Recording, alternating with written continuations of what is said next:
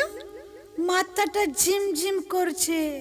সত্যি তো, আমিও যে চোখে সর্ষের ফুল দেখছি। সত্যি?